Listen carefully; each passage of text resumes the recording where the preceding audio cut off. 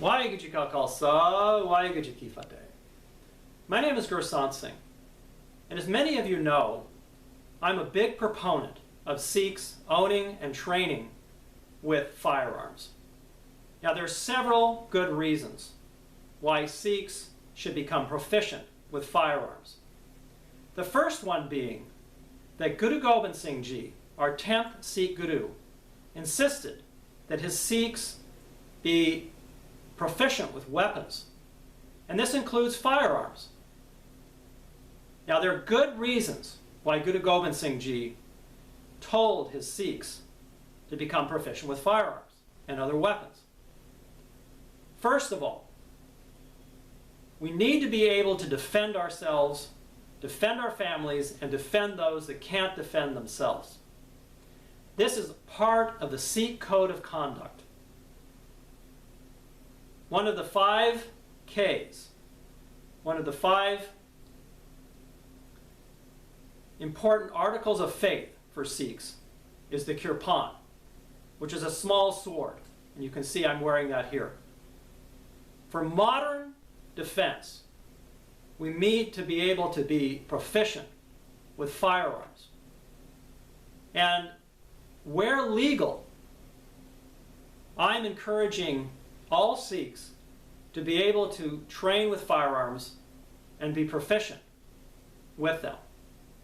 Now, in many states in the United States, you can apply for and be granted a license to carry a concealed handgun. This is a very, well, I wouldn't say easy for some people, but I would say this course is something that everybody could pass with a little bit of training. You take these courses for the handgun proficiency, and then you're granted this license to be able to carry a handgun. Now, I think personally that Guru Gobind Singh Ji had in mind for his Sikhs to be responsible for their actions. And I think this idea of being able to carry a firearm shows a individual responsibility.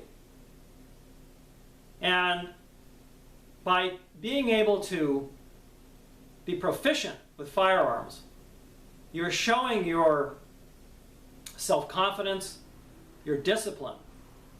And this is what Guru Sahib, I believe, wanted us to do. So Guru Gobind Singh Ji, I believe, had the original Bill of Rights. We talk about in the United States how we have a Bill of Rights here. But Guru Gobind Singh Ji really had the idea, the original Bill of Rights. He had it before anybody else, in my opinion. And one of those Bill of Rights is to be able to defend yourself, to be able to carry weapons and be responsible. Now, by training and by practicing and learning respect for firearms,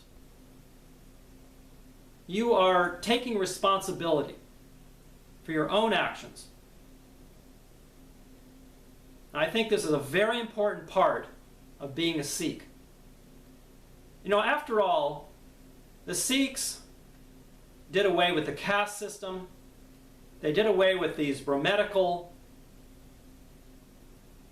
restrictions on the individual, these tyrannical rule over individuals. And they trusted individuals to have responsibility and to stand up for their individual rights and have freedom. This is what Guru Gobind Singh Ji and the Sikh Gurus were all about in my mind. That we should stand up as individuals, that we should trust in one God, and that we should worship only one God, and not be under the thumb of these Brahmins who were trying to really subdue individuals into these Brahmanical practices and rituals. So this idea of training with firearms is a much bigger concept than just having a gun or even defending yourself or others. It's about having individual responsibility and having the self-confidence, having the individual power that you can act as a responsible, law-abiding individual and be seen in the community as someone who stands for freedom, who stands for family values, honest living, and belief in one God. These things all tie together. Now, my idea about helping with these problems we have in the Punjab, especially, where there is a lot of drug abuse and use, alcoholism, and many Sikhs are becoming very distressed about their financial situations there. My idea is to have camps where we bring the young Sikhs and we teach about these Sikh values of becoming a responsible individual. And part of that training, I think, should definitely include training with weapons. Now, in countries where it's illegal to train with guns, like much of Europe, then you could train with Gutka, the Sikh martial art forms, with swords. So there are other options besides just training with firearms. But we should really have some kind of almost like a military-style boot camp, in my mind. A 30-day program where Gurdwaras participate and they fund Sikh youth to come to these Khalsa camps where they can train and become responsible and self-confident, law-abiding, and God-fearing individuals. I grew up in a situation where I was blessed to be able to be in a family where we did believe in one God. And I went to a military school where I was trained in weapons and firearms. So I have some experience, lifelong experiences with these practices. I shot on many rifle teams, and I'm still involved with competition rifle shooting. So I have a lot of expertise, and I would like to invite Sikhs to write me, to ask questions about these ideas. We want to bring Sikhs into a community so that we can think of ourselves again as part of a large Khalsa panth. And I think a big part of this is learning and training with weapons. Like I said, I go back to what Guru Gobind Singh Ji told us, that we should train with weapons of all kinds. And there was a reason for that. It wasn't just because it was ancient history and that their situation was different back then. We still have the same situations where people are being trodden on. I don't need to remind people how 6 Sikhs were murdered in Wisconsin by a hate monger there, a white supremacist. So we all need to be able to carry weapons. We need to be trained in them and respect them. Weapons are nothing to be feared. Believe me, no gun has gotten up by itself from a table and shot somebody. It takes individuals to do that. And if an individual is trained and respects firearms, learns safety with firearms, then we ought to trust them to be able to carry the firearms. In America, we're really blessed to be able to live in a society where guns are legal. And like I said, in most states, you can get this concealed weapons license. I'm a firm believer in trusting the individual. And as long as somebody has shown themselves to be law-abiding and responsible, then we should give them the benefit of the doubt. I'd much rather live in a society where we trust people on the outset rather than live in a welfare society where the state or the government is trying to protect you from yourself or protect you from other individuals. This is part of being an active and noble part of our society, to be a responsible individual.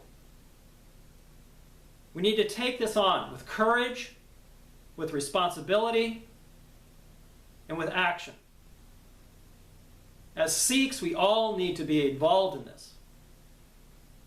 The only cure for these ills of drugs and alcoholism and all these other bad things that are happening is to be able to stand with courage as individuals, being responsible for our actions.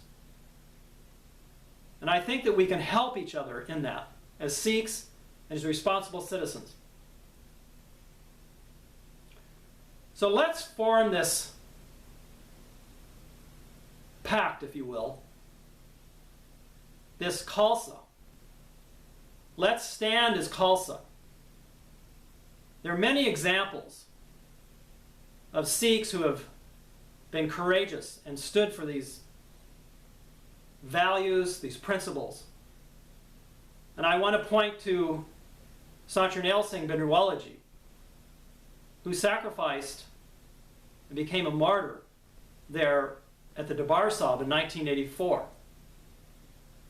I was blessed and fortunate enough to meet this great Sikh. And you'll note that he always carried a handgun. In all the pictures you'll see him with, he always carried a handgun. And there's a reason for that.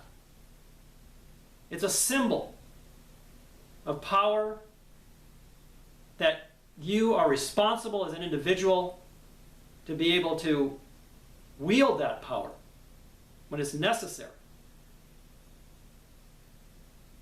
Many Sikhs, I'm ashamed to say, have been put under this thumb of oppression by governments around the world.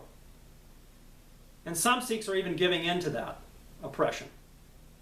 And you can see the result by Sikhs being attacked, by being their gurdwaras being burned.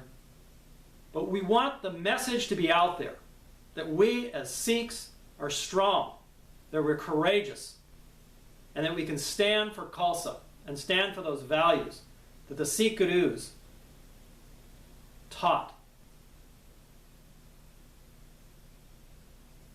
Well, I hope you will write me with your thoughts, and let's proceed with this noble endeavor. Waheguru Ji Ka Khalsa, Waheguru Ji Ki Fateh.